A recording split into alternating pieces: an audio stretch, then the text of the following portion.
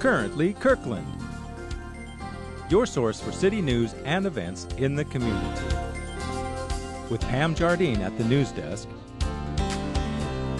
stay up to date with weekly news reports and what's happening in Kirkland. Now, here's Pam. Welcome to Currently Kirkland, where you hear stories about the people and locations that make Kirkland an attractive and vibrant place to live, work, and visit. I'm Pam Jardine. At the May 7th City Council meeting, viewers will see a new face at the dais.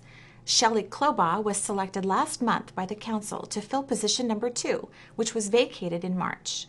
Klobaugh was one of 17 Kirkland residents who submitted their application to be considered for the position. She was among 5 to be interviewed and was unanimously appointed by the remaining Council members. I see everyone in the audience that we interviewed. And I'm sure the council members are going to want to say something, but how deeply grateful we are that all of you were here, that all of you filled out applications, that you all were eloquent and thoughtful and such caring individuals for our city. We were honored tonight to talk with each of you. Klobaugh is no stranger to community service. The Juanita resident has served on the city's park board since 2009 and has been the legislative director for the Washington State Parent-Teacher Association for the past 2 years. Her public service also includes being a trustee for the Lake Washington Schools Foundation and supporting parks and school levy campaigns. In her application, she expressed accommodating housing and job growth, aligning city expenses with revenue, and ensuring adequate transportation infrastructure as the city's current challenges. Klobaugh is a graduate of the University of Illinois with a Bachelor of Science in Kinesiology and a graduate of the Seattle Massage School. Scores of Kirkland residents celebrated the 40th anniversary of Earth Day on April 22nd by continuing the ongoing restoration at Juanita Bay Park. Participants removed invasives, packed mulch, and remembered the importance of conservation. We are taking out creeping buttercup, which is an invasive weed, around these native plants. Essentially, you just want to dig in your tool of whatever variety and try and get the whole root out so that it doesn't come back.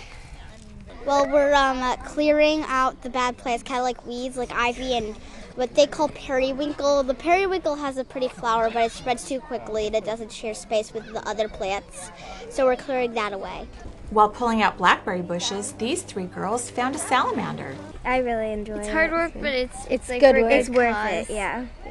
The event received so much interest that Green Kirkland had to turn some people away. Mayor Joan McBride was not one of them. Along with the Green Kirkland Partnership, she hosted the event and introduced Kirkland's representative to the crowd. And she is here today to celebrate Earth Day with Kirkland.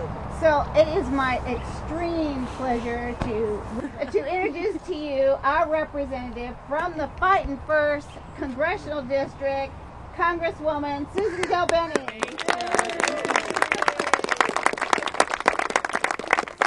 Thanks, everyone. I really want to thank all of you for being here today and taking your time on actually a pretty nice Saturday. Delbenny was in the trenches along with the volunteers. We had an incredible number of volunteers out there. It's a beautiful, beautiful area.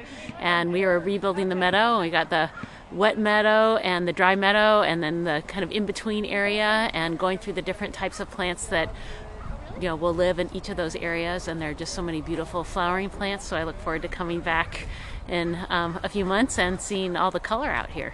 Overall, Delbenny said her experience at Juanita Bay Park was inspiring. This is Earth Day, our 40th anniversary. Earth Day started with someone right here in the Northwest, and just the number of volunteers out here has been incredible. People really understand how important it is that we take care of our public spaces and our environment and the beautiful place that we live.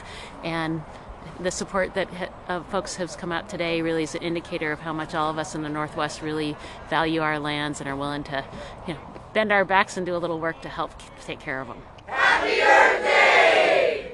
Looking for something unique for Mom this Mother's Day? Take her on a special self-guided tour of local artists who will display their art, jewelry, ceramics, and crafts during the Kirkland Artist Studio Tour, known by many as CAST.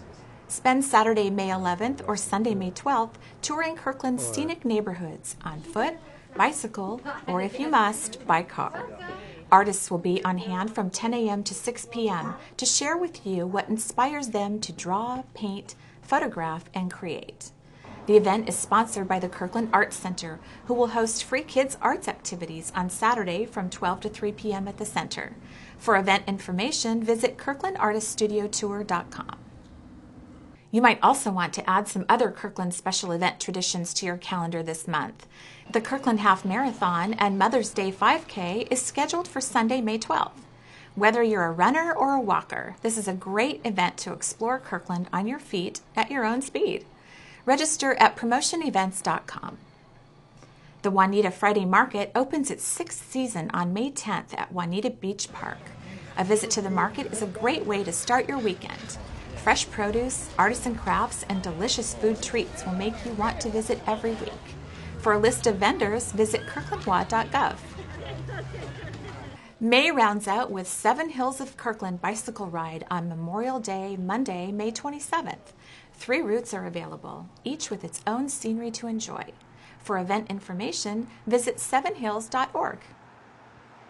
To receive the city's special events guide via email, go to explorekirkland.com and sign up.